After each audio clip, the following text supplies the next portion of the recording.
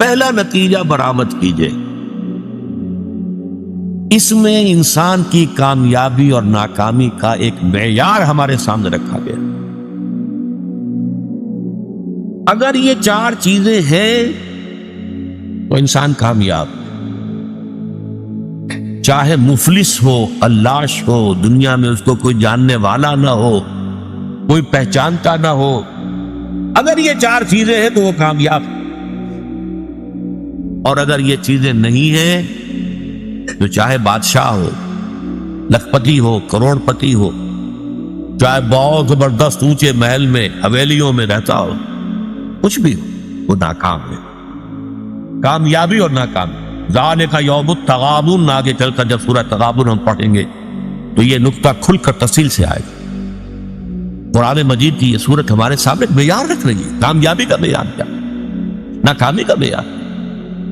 دیکھیے ہر انسان، کچھ لوگ تو ہوتے ہیں بہت ہی ڈھیلے ڈھالے قسم کے، جن کی زندگی میں کوئی خاص امنگ، کوئی ولولہ نہیں ہوتا، کوئی کوئی مقصد نہیں، کچھ نہیں، گویا کہ وہ خود زندہ نہیں ہوتے بلکہ زندگی انہیں گزار رہی ہوتی۔ لیکن اکثر لوگ جو آپ کو ملیں گے، کوئی نہ کوئی امبیشنز ہیں، کوئی مقاصد ہیں، کوئی نہ کوئی نام سامنے جو ہے، کوئی طالب علم ہے، اسے جا کے پوچھئے، کوئی کہے گا میں ڈاکٹر بننا چاہتا ہوں، میں انجینئر بننا چاہتا ہوں، میں کمپیوٹر کی تعلیم حاصل کرنا چاہتا ہوں، میں کوئی بڑا وکیل بننا چاہتا ہوں۔ ہر شخص کے سامنے کامیابی کا کوئی نہ کوئی معیار ہے۔ وَلِكُلٍّ وِجْهَةٌ هُوَ مُوَلِّيهَا، ہر ایک نے اپنے لیے ایک ہدف معین کیا ہوا ہے اور اسی کی طرف وہ کیے ہوئے بھاگ دوڑ کر رہا ہے۔ ہمارے ذہنوں میں کامیابی کے معیارات ہیں، زیادہ دولت ہو جائے کامیابی ہے۔ ہم عام طور پر یہ نہیں سوچتے یہ دولت حرام سے آئی ہے یا حلال سے آئی۔ بہت اونچا محل دیکھا، محسوس ہوا یہ لوگ تو یہ شخص جو اس میں رہ رہا ہے بہت، جیسے کہ قارون جب نکلا تھا اپنے پورے شان و شوکت کے ساتھ تو اس کی قوم کے لوگوں نے کہا تھا یہ تو بڑا خوش نصیب انسان ہے، حظ عظیم والا ہے۔ لیکن جب پھر وہ دھسا دیا گیا زمین میں تو انہوں نے کہا کہ ہاں اللہ تعالیٰ کا بڑا فضل ہم پر ہوا کہ ہم قارون کے مانند نہیں تھے، ورنہ ہمیں بھی دھسا دیا گیا ہو۔ لیکن یہ تو بعد کی بات ہے، جب قارون کو دیکھا تھا شان و شوکت کے ساتھ نکلا ہے لوگوں میں، اس وقت تو یہ کہ اعصاب تھر تھرا جاتے لوگوں کے۔ کوئی بڑی لمبی سی، چمکیلی سی، بھڑکیلی سی کار آپ کے قریب سے گزرے تو ایک دفعہ تو اعصاب کے اندر ارتعاش ہوتا ہے، ہم متاثر ہوتے ہیں، اپنے ماحول سے متاثر ہوتے ہیں۔ اور اس میں پھر یہ کہ ہمارے جو تصورات ہیں کامیابی اور ناکامی کے، اگرچہ اول تو ہے ہی نہیں ہمارے سامنے یہ تصور کامیابی کیا ہے، ناکامی کیا ہے، لیکن اگر ہو بھی تو ڈاوا ڈول ہو جاتے ہیں، ہم متاثر ہو جاتے ہیں، اس ماحول کا اثر لیتے ہیں، قبول کرتے ہیں ہمارے اپنے اس ہدف کے۔ تو پہلی بات تو یہ کہ کامیابی ان چار چیزوں کے حوالے سے ہے، یہ ہے تو چاہے کوئی غریب ہے۔ حضور نے فرمایا کچھ لوگ ایسے بھی ہوتے ہیں جو کسی محفل میں بار نہیں پا سکتے، کہیں وہ سفارش نہیں کر سکتے، ان کی یہ حیثیت ہی نہیں کہ کہیں جا کر سفارش کریں، کوئی انہیں رشتہ دینے کو تیار نہیں ہوتا، غریب ہے، مفلس ہے، خلاش ہے، کوئی حیثیت نہیں۔ لیکن اللہ کی نگاہوں میں ان کا مقام وہ ہے کہ اگر وہ کہیں بھولے سے بھی کوئی قسم کھا بیٹھے تو اللہ تعالیٰ ان کے قسم کی لاج رکھے گا۔ مفلس ہونا، خلاش ہونا، گمنام ہونا، اس میں کوئی حرج نہیں، اگر ایمان ہے، عمل صالح ہے، تواصی بالحق ہے، تواصی بالصبر ہے، اگر یہ چیزیں ہیں تو ظاہر بات ہے کہ پھر انسان کی کامیابی ہے۔ کتنے ہی صحابہ تھے حضور کے جنہیں فقراء کہا جاتا ہے، جو اصحاب صفہ تھے، خاص طور کھانے پینے کے لیے کچھ نہیں، کسی وقت کوئی صدقہ کو آ گیا، کچھ بال کسی نے بھیج دیا انصاری نے تو کچھ کھا لیا، ورنہ نہیں، پڑے ہیں در پر۔ حضور کی صحبت اور علم یہی وجہ ہے حضرت ابو ہریرہ اصحاب صفہ میں سے تھے، حالانکہ سن 7 ہجری میں ایمان لائے، گویا کہ حضور کے ساتھ ان کی رفاقت جو ہے زیادہ سے زیادہ 3 برس کی بنتی ہے، 4 برس کی بنتی ہے، اس سے زیادہ نہیں، لیکن سب سے زیادہ کثیر تعداد میں احادیث انہی سے مروی ہے، 24 گھنٹے جو وہی پڑھے، نہ کوئی کاروبار ہے، نہ کوئی دھندا ہے، نہ کوئی دکان ہے، نہ کوئی اور محنت مزدوری ہے. اور وہ فرماتے ہیں خود کہ بسا اوقات ایسا ہوتا تھا کہ کئی وقت کے فاقے کی وجہ سے مجھ پہ بے ہوشی طاری ہو جاتی تھی. تو لوگ آتے تھے اور میری گردن پر اپنا پاؤں رکھتے تھے. وہ سمجھتے تھے کہ اسے مرگی کا دورہ پڑا ہے، حالانکہ مجھے بے ہوشی ہوتی تھی فاقے کی وجہ سے. یہ کیفیت تھی. لیکن کیا وہ ناکام تھے؟ نہیں. کامیابی اور ناکامی کا فرعون وہ کامیاب نہیں تھا، ناکام تھا. نمرود کامیاب نہیں تھا، ناکام تھا. قارون کامیاب نہیں تھا، ناکام. گویا کہ کامیابی کا معاملہ دولت سے، جائیداد سے، دنیاوی وجاہت سے، دنیاوی اقتدار سے، کسی شے سے متعلق نہیں ہے. کامیابی کا تعلق اگر ہے تو وہ ایمان اور عمل صالح اور تواصی بالحق اور تواصی بالصبر سے. دوسرا نتیجہ نکالیے، اس سورہ مبارکہ میں کامیابی کی جو کم سے کم شرائط ہے وہ بیان ہو رہی ہے. نوٹ کیجئے، اگر انداز یہ ہوتا زمانہ گواہ ہے وہ لوگ بہت اونچے مراتب حاصل کر لیں گے جنہوں نے یہ شرطیں پوری کر دی، ٹھیک، تو ایک امکان تھا کہ اگر یہ ساری شرطیں پوری نہ ہوں تب بھی کمتر درجے کی کامیابی تو حاصل ہو سکتی ہے.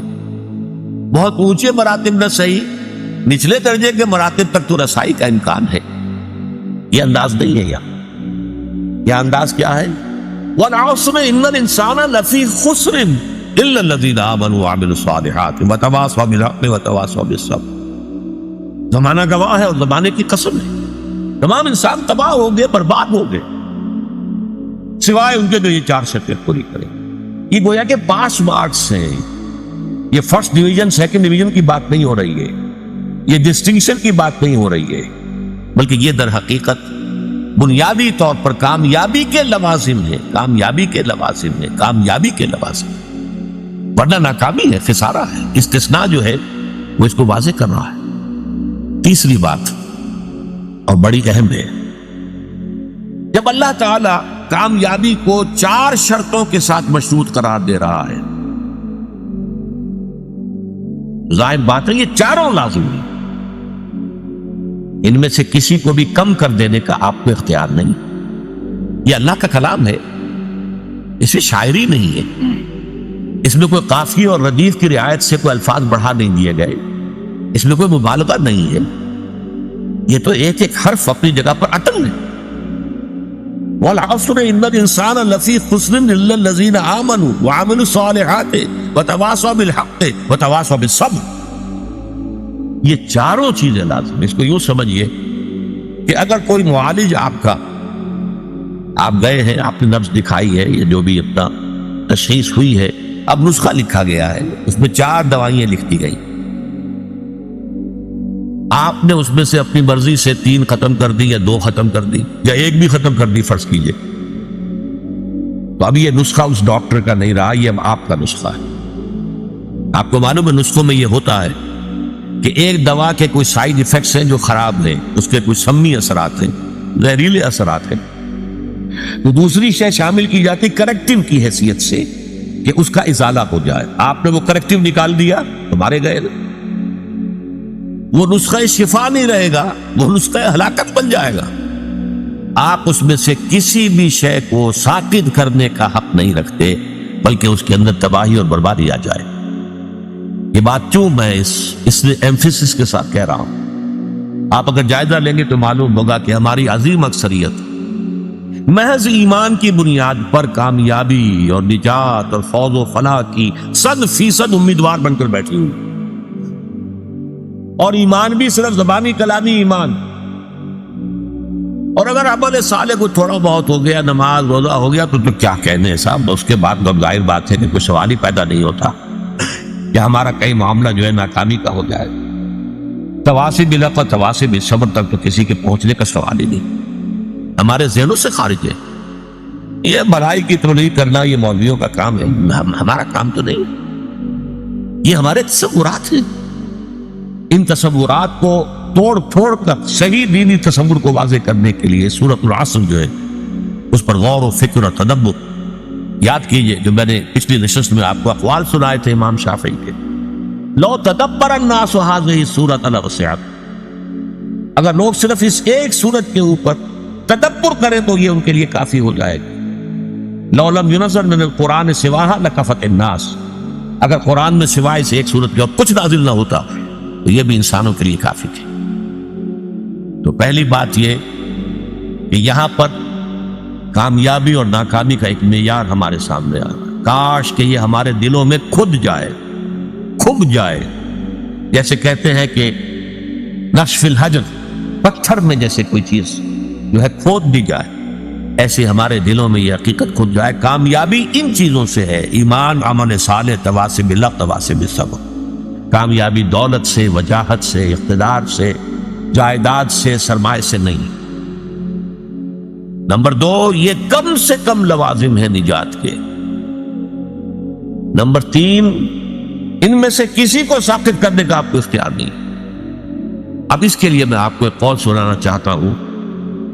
امام فخر الدین رازی رحمۃ اللہ علیہ، آپ کو معلوم ہے تفسیر کبیر بہت بلند تفسیر ہے اور بہت مفصل تفسیر ہے، 30 اجزاء میں ہے. اگرچہ اس میں فلسفہ، منطق، فلکیات اس زمانے کی، اس میں کافی کچھ چیزیں ایسی ہیں جس کی بنا پر عام طور پر اس تفسیر کا وہ مقام نہیں سمجھا جاتا، بلکہ بعض حضرات جو ہیں، خاص طور پر جو اہل حدیث مزاج کے حضرات ہیں، وہ تو کہتے ہیں فیہ کل شیء الا التفسیر، اس میں ہر چیز موجود ہے سوائے تفسیر. اس میں فلکیات کی بحثیں ہیں، ریاضیات کی بحثیں ہیں، منطق کی بحثیں ہیں. تو بہت ہی اس اعتبار سے وہ اب ایک خاص دور کے اندر تو یہ سمجھیے کہ اس کا بہت بڑا جو ہے مقام، بہت اونچا مقام تھا. آج بھی میں اسے بہت اہم تفسیر سمجھتا ہوں. انہوں نے اس صورت کے بارے میں جو بات کہی ہے،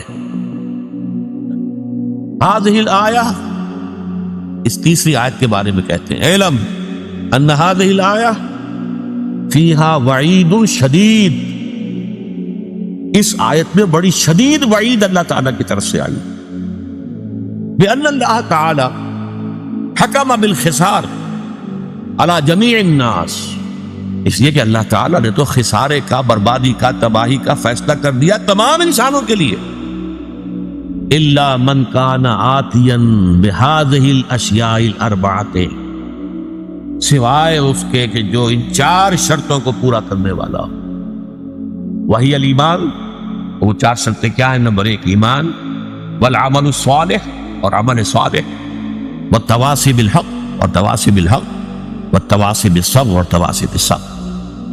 ودل ذالک، یہ ہے جملہ جو ہے دل ذالک، اس سے دلالت ہوئی اس بات کی طرف، رہنمائی ہوئی اس بات کی طرف، ان النجات معلقۃ بمجموع هذه الاشیاء، کہ نجات معلق ہے، منحصر ہے ان 4 چیزوں کے مجموعے پر. یہ ہے نتیجہ. منطقی اعتبار سے اس جملے سے یہ نتیجہ نکلتا ہے، صحیح نکلتا ہے، 100% درست. اسی نجات کے لفظ کو جو میں نے لیا ہے، جو اس قول میں ہے امام راضی کے، نجات کی راہ، سورۃ العصر کے موضوع پر بھی میری کتاب ہے، اور میں مشورہ دوں گا جن کو بھی دلچسپی سورہ مبارکہ سے ہو گئی ہو وہ ضرور اس کتاب کا مطالعہ کریں. اس میں ایک تحریر بھی میری شامل ہے، ایک تقریر شامل ہے. ظاہر بات ہے کہ میں ان نشستوں میں تو ان تفاصیل میں جا نہیں سکتا، اور یہ کہ میری تحریر جو اس میں شامل ہے وہ آج سے 35 برس قبل کی ہے، 36 برس قبل کی ہے. ظاہر بات ہے کہ اب اس وقت جو بھی جوش و خروش تھا وہ اب تو نہیں ہے، لیکن یہ کہ جن حضرات کو بھی دلچسپی ہو ضرور اس کتاب کا مطالعہ کریں. نجات کی راہ، سورۃ العصر کی روشنی. تو تیسری بات جو میں نے آپ کو بتائی، چوتھی، یہ 4 چیزیں جو ہیں یہ لازم ہیں، ان میں سے کسی ایک کو بھی ساقط کرنے کا ہمیں اختیار نہیں. چوتھی بات، 5ویں بات نوٹ کیجئے، یہ 4 چیزیں لازم و ملزوم ہیں آپس میں. ایمان اگر حقیقی ہوگا، عمل صالح لازماً پیدا ہو. ممکن نہیں ہے کہ ایمان حقیقی ہو اور پھر عمل درست نہ ہو، کیسے ممکن؟ اس ایمان کی پھر 2 ڈھیلے کی قیمت نہیں جس کی بنا پر انسان کا عمل درست نہ ہو سکے. بہت سی احادیث میں ہم دیکھتے ہیں کہ غلط اعمال کی بنیاد پر ایمان کی نفی مطلق کی گئی. ایسی شدید حدیث بھی ہے، واللہ لا یؤمن واللہ لا یؤمن واللہ لا یؤمن، خدا کی قسم فلاں شخص مومن نہیں ہے، خدا کی قسم وہ مومن نہیں ہے، خدا کی قسم وہ مومن نہیں ہے. صحابہ کانپ گئے، لرز گئے. پوچھا من یا رسول اللہ، حضور کس کے بارے میں ارشاد فرما رہے ہیں؟ جواب سنیے، غور سے سنیے. فلاں شخص الذی لا یامن جوارہ بوائقہ، وہ شخص کے جس کی ایذا رسانی سے اس کا پڑوسی چین میں نہیں ہے.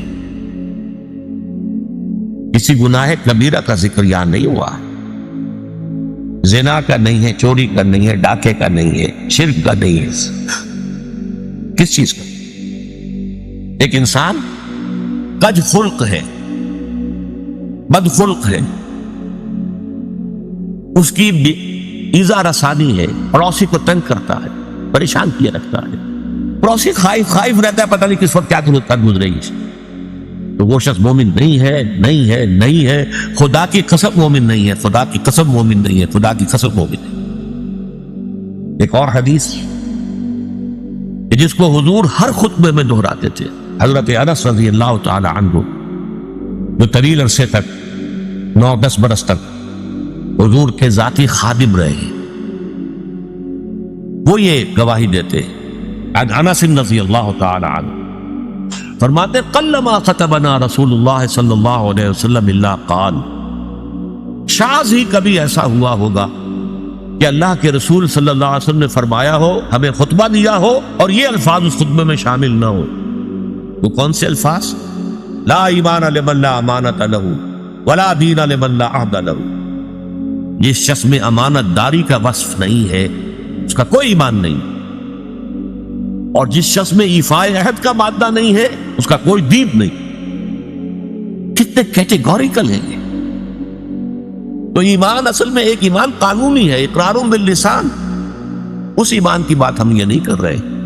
یہ تو جب پھر ہمارا جو اس منتخب نصاب کا دوسرا حصہ آئے گا وہ ایمانیات کے مباحث پر ہوگا. اس کے شروع میں پھر ہم ایمان کے بارے میں باتیں کریں گے. ایمان کسے کہتے ہیں، ایمان کی حقیقت کیا، ایمان کی اقسام کیا، ایمان کے درجے کیا، اور پھر یہ کہ وہ حصے پڑھیں گے قرآن کے جس میں ایمان کا سنتھیسس، ایمان کے لیے استدلال کس طور سے قرآن مجید ایمان کی دعوت دیتا ہے. اس وقت جو اب سرسری بات کر رہے ہیں کہ ایک قانونی ایمان ہے اقرار باللسان. کوئی ہندو، کوئی سکھ، پارسی، عیسائی ابھی کہے اشہد ان لا الہ الا اللہ واشہد ان محمد رسول اللہ، وہ مسلمان ہو گیا. اقرار باللسان کا تعلق اسلام سے ہے، تصدیق بالقلب کا تعلق دل سے ہے، وہ ہے اصل ایمان.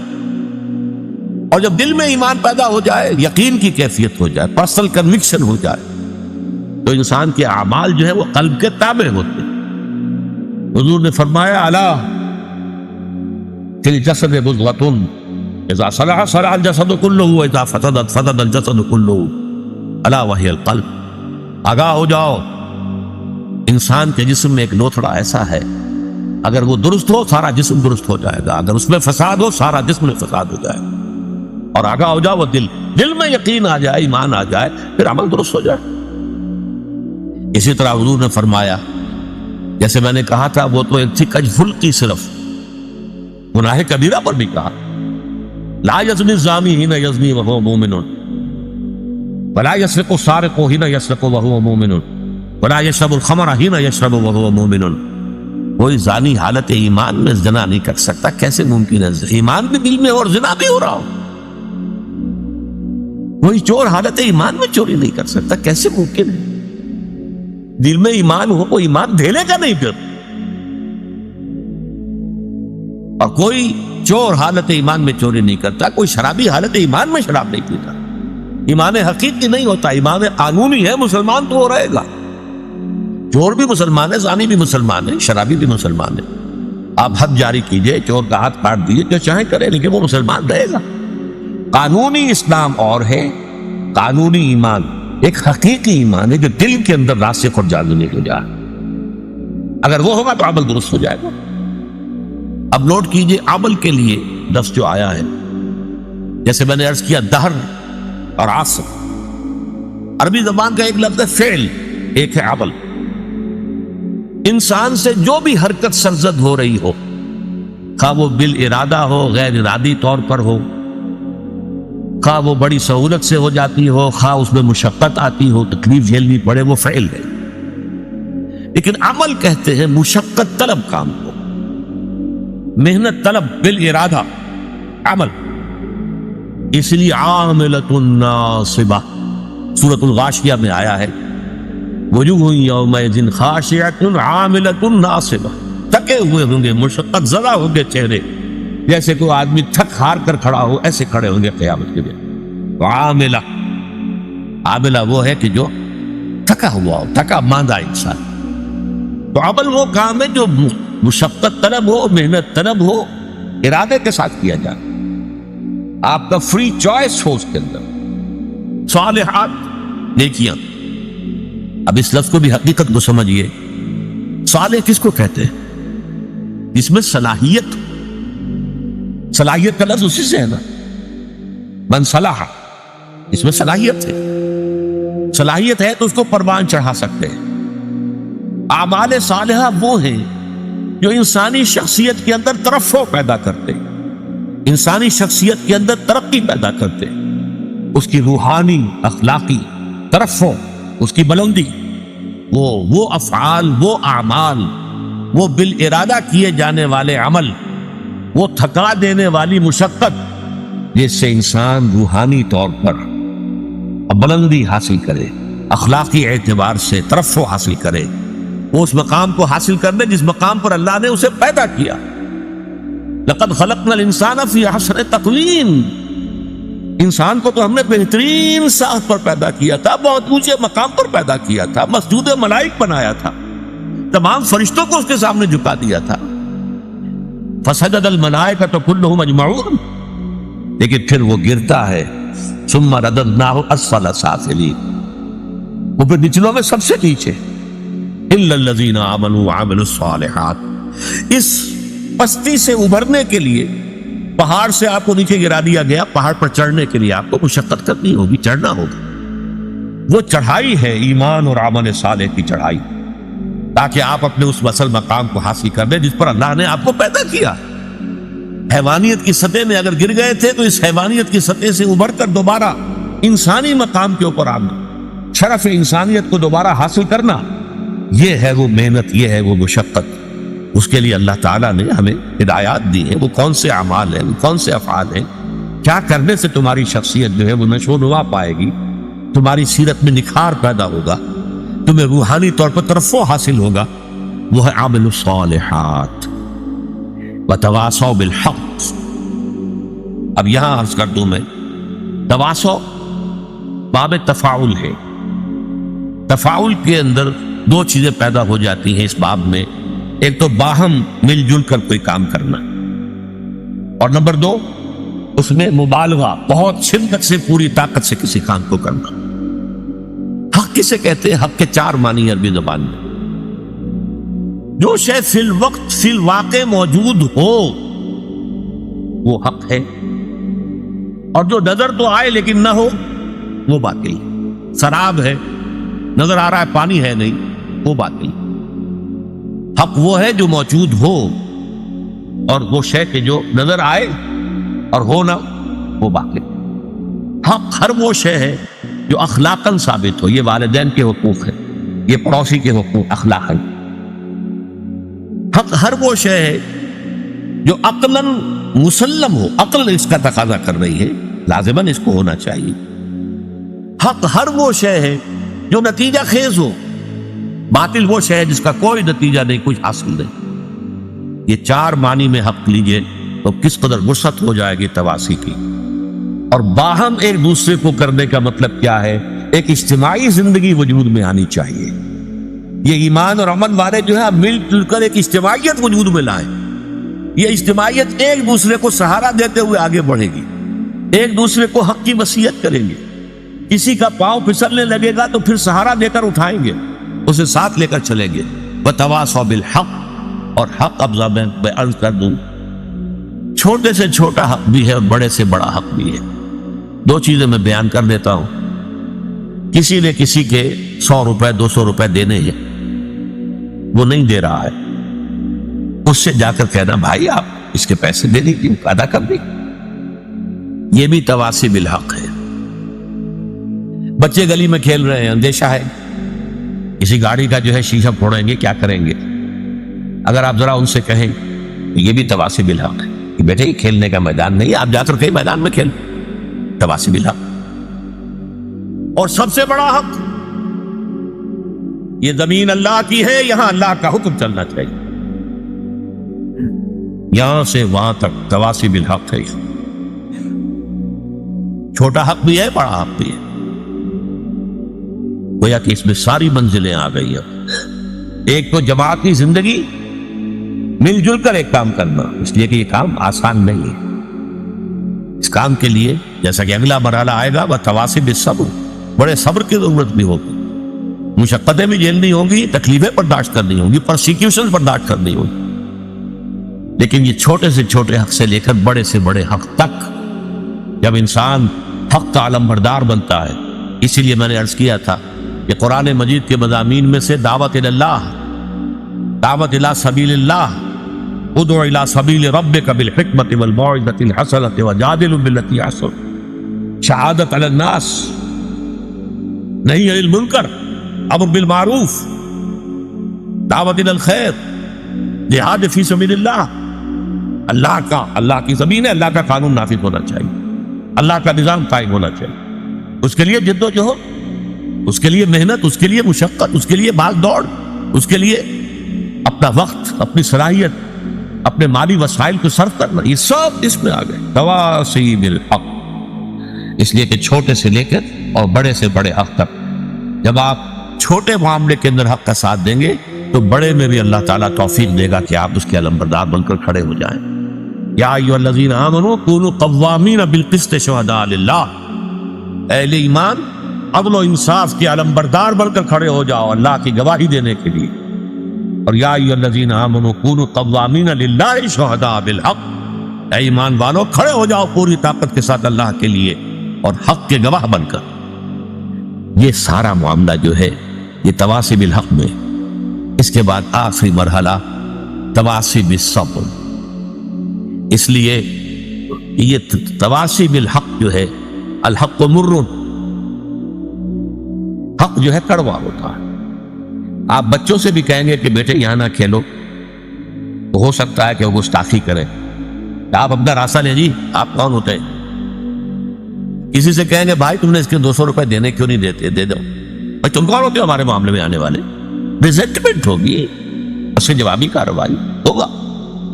اور یہ تو چھوٹے حقوق کی بات میں کر رہا ہوں، ذرا بڑے حق کی بات کر کے دیکھیے، جو وقت کے شداد ہیں، فرائض ہیں، نماردہ ہیں، ظاہر بات ہے کہ وہ کبھی برداشت کریں گے کہ حق کا بول بالا ہو، اللہ کا دین قائم ہو جائے، ہماری بادشاہتیں ختم ہو جائے؟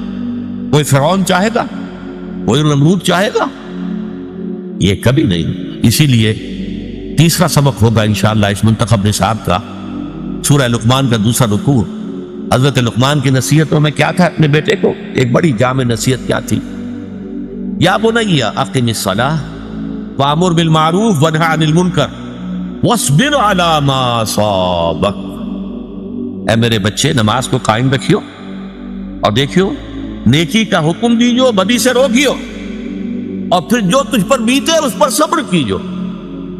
بدی سے روکنے کے بعد یقیناً تمہیں ریزنٹمنٹ کا سامنا کرنا پڑے گا، ریزنٹمنٹ پرسیکیوشن تک بھی آ سکتی ہے۔ کیا لڑائی تھی؟ کیوں مارا جا رہا تھا حضرت بلال کو، اور کیوں جو ہے ننگے بدن دہکتے ہوئے انگاروں پر لٹا دیا گیا تھا حضرت خباب بن الارت کو رضی اللہ تعالی عنہ؟ آخر یہی تو تواصی بالحق، اللہ کا دین، حق کی دعوت، حق کی طرف لوگوں کو بلانا۔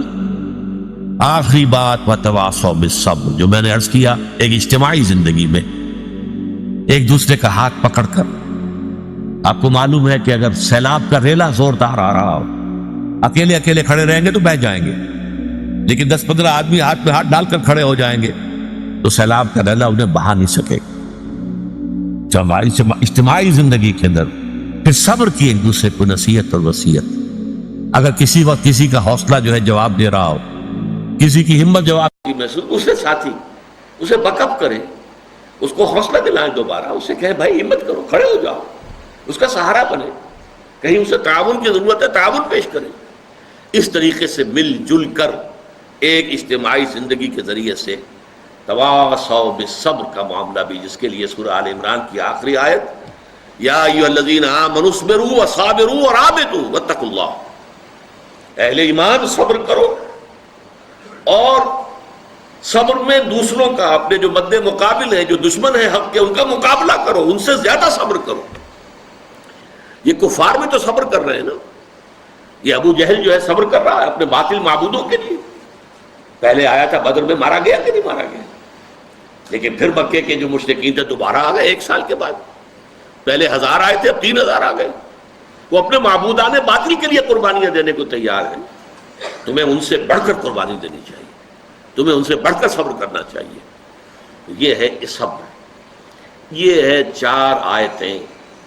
اس میں اگرچہ بعض نکات اب بھی تشنہ رہ گئے ہیں، لیکن بحیثیت مجموعی، جسے اصطلاحاً کہا جاتا ہے تذکیر بالقرآن، ایک ہے تدبر قرآن، گہرائیوں میں اترنا، ایمان کے لفظی معنی پر بحث ہو، ایمان کے عمل صالح اس کے مختلف پہلو، تواصی بالحق اس کے مختلف پہلو، ان میں آپس میں ربط کیا ہے، کیوں لازم و ملزوم ہے۔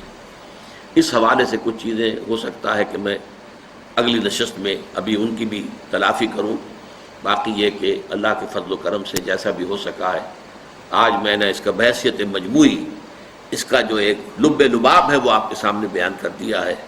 اقول قولی ھذا واستغفر اللہ لی ولکم ولسائر المسلمین والمسلمات۔